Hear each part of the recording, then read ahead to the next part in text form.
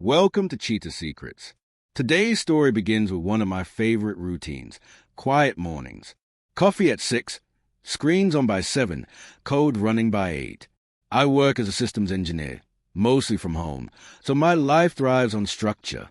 Kathy, my girlfriend, was the exact opposite. She floated through her days like wind through an open doorway, loud, unpredictable, gone before you even noticed the changes she left behind. We had been together for 3 years and living in my condo for 2.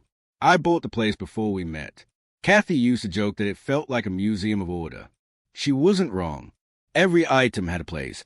Every routine was predictable. She said that's what she appreciated about me.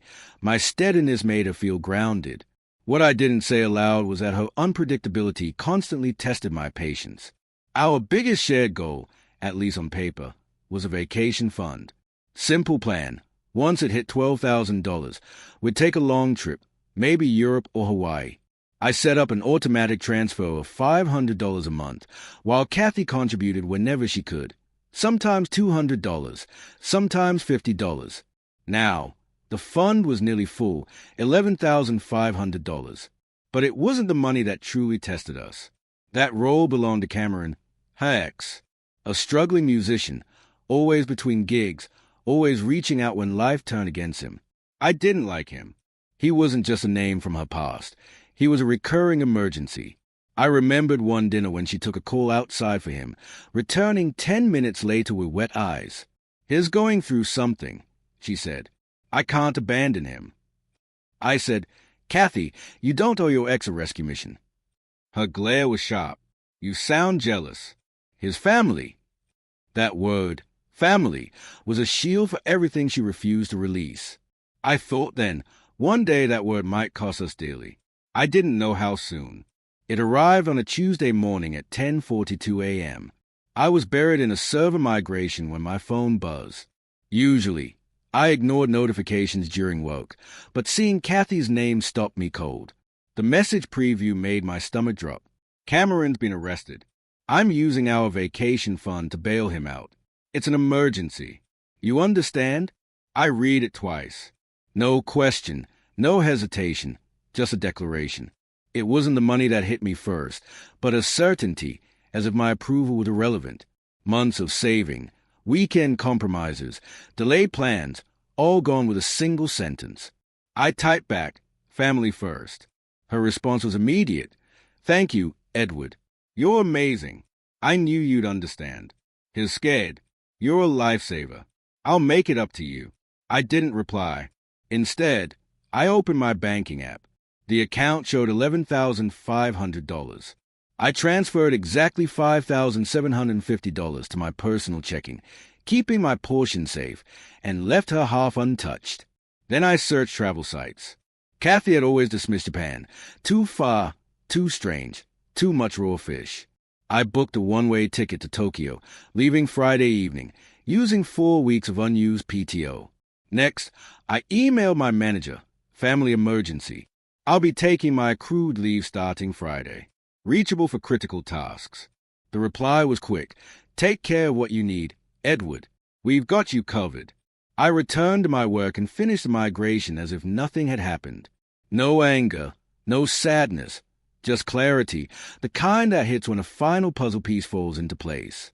She had asked, "You understand?" Now I did.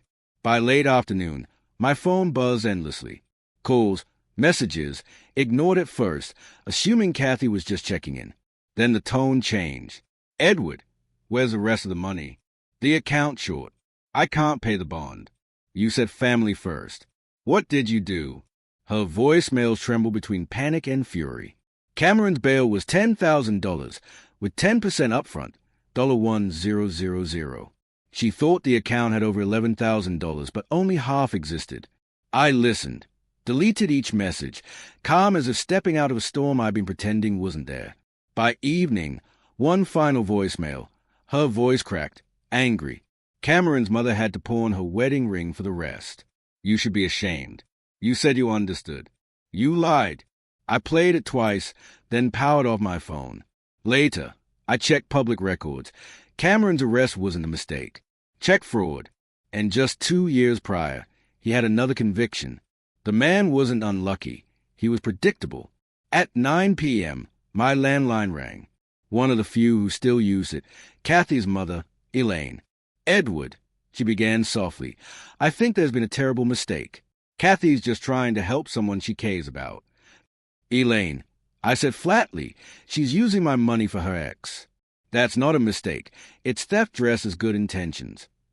"You've always been too logical," she sighed. "Maybe forgiveness is." "Good night." I interrupted and hung up. I stared at my Tokyo flight confirmation. Friday, 6:10 p.m. 2 days to pack. A lifetime to stop explaining myself to people who didn't listen. The next morning, I called a locksmith. "I need urgent help, Ricky," I told him. "My girlfriend still has a key, but she no longer lives here." Within an hour, the locksmith arrived. By midday, every lock in my condo had been replaced. Kathy's belongings, clothes, shoes, makeup, sat in neat boxes by the door. I labeled everything with precision. She used to joke that my life resembled a spreadsheet. This time, she wasn't wrong. Around 6 in the evening, I heard scraping at the door. A few moments later, it grew louder, then pounding followed. "Edward, open up. I know you're inside." I said nothing. Her voice escalated, a mix of anger and disbelief. "You stole my money. You ruined Cameron's life. You can't just lock me out." After 5 minutes, the pounding ceased. 10 minutes later, the doorbell rang, steady, deliberate. Through the peephole, I saw 2 police officers. Kathy stood behind them, red-eyed, arms crossed. "Good evening, sir," the older officer said. "We received a report of a domestic dispute and possible theft." I opened the door partially. "No dispute here, officers. This is my condo. I'm the only owner." I handed over the property deed. Kathy had been living here as my guest. "He locked me out and stole our savings," she shouted. "He took everything." I handed over a printed bank statement. "This shows our joint vacation fund. I transferred only my half, $5,750, into my personal account." She attempted to use the entire balance to bail her ex out of jail. "Here's the text." The officer glanced over it, exhaled, and turned to her. This isn't theft. It's a civil matter." The younger officer nodded. "Collect your things and leave." He acted within his rights. Kathy gathered her boxes, muttering threats under her breath. I closed the door gently behind her. Exactly as planned, I thought, relocking it. 2 days later, I boarded a flight to Tokyo, carrying only one suitcase and a sense of quiet relief. The 12-hour journey felt lighter than any morning spent with Kathy. Japan was everything my life hadn't been: calm, orderly, efficient. I rented a modest apartment in Shinjuku, set up my laptop, and resumed remote work. My boss had honored his promise. No questions, no pressure. I worked mornings, explored afternoons, and slept soundly for the first time in months. Messages from Kathy started the day after I landed. First came guilt-laden pleas. "Edward, please. You overreacted. I did it for Cameron. He needed me. We can fix this. Just call me." Then came fury. "You humiliated me. Everyone thinks I'm insane because of you. You stole from me. You will pay." I didn't read them in full. Her number was muted, and I moved on.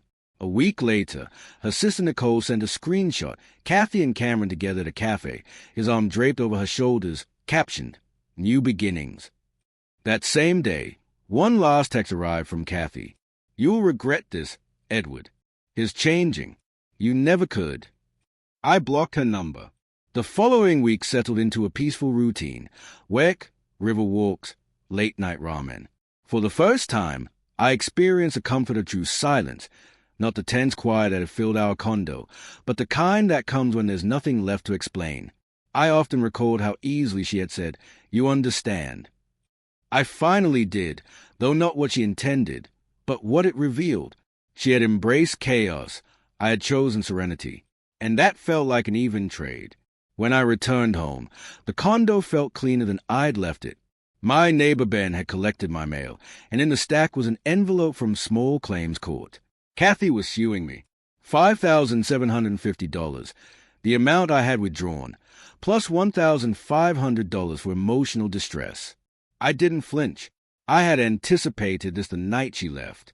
A month later, we faced each other in a small courtroom. Kathy wore black, eyes red but defiant, her mother glaring from behind. "Your Honor," she began, "he stole money from me, locked me out of my home. He is manipulative. He abandoned me when I needed him most." The judge turned to me. "Mr. Thompson, your response?" Calmly, I replied, "Yes, Your Honor," and presented my folder, neatly organized, labeled chronologically. This shows the joint account and equal contributions.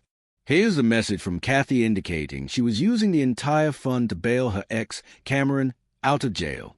These are the transfer records showing I withdrew only my half. Kathy interjected, voice trembling. "He twisted everything. He said family first. He knew that meant Cameron." The judge raised a hand. "Miss Collins," one moment. Turning back to me, "Anything else, Mr. Thompson?" "Yes," I said. "Public records confirm Cameron Collins pled guilty to check fraud after his release. That is who the fund was spent on." The courtroom fell silent. The judge closed the folder, exhaled, and stated firmly, "Case dismissed. This is not theft. It is common sense." Kathy's jaw dropped. Her mother opened her mouth, but the judge stopped her. Your daughter made her choices. He made his." I thanked the judge, gathered my folder, and left without a backward glance. According to a mutual friend, Cameron was arrested again, this time for stealing from a bar where he performed on weekends. Kathy had paid for a lawyer she couldn't afford, and her mother refused to intervene, tired of rescuing lost causes. Kathy's job at the event company was gone. Too many absences handling personal matters. I didn't feel satisfaction. Nothing to gloat over. It was merely the natural consequence of choices. Kathy had always believed loyalty meant saving others from their own mistakes. Finally, reality caught up. One evening, I received an email from her sister, Nicole. No greetings, just a single line. "She's staying with Aunt June now.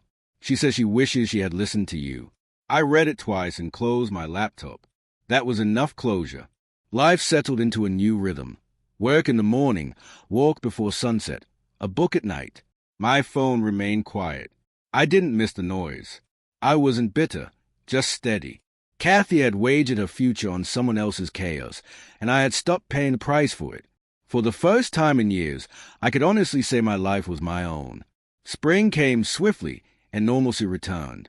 Some evenings, I'd sit on the balcony, feeling close to peace. One Friday night, curiosity led me to the same travel site I had used months ago, not for escape, but exploration. I searched flights to Southeast Asia. Round trip. Departure and return. For the first time, I wasn't fleeing. I was simply going somewhere. As the confirmation page loaded, I remembered the message that started it all. "Cameron's been arrested. I'm using our vacation fund to bail him out. You understand?" 3 sentences that ended 3 years. At the time, I thought they were impulsive. Now, I understood they were the truth. She expected me to comprehend her meaning, and I finally did. To her, love was sacrifice, even when it wasn't hers to give. To me, love was respect, something she never learned to offer. I never heard from her again. Mutual friends reported she was still struggling, working part-time, paying off debts that weren't hers. I wish her no harm, but I didn't wish her back. People claim revenge feels good. They're wrong. What feels good is distance, the kind where you can finally breathe, knowing no one can touch what belongs to you. Kathy once said, "You don't understand family." She was right. I do understand.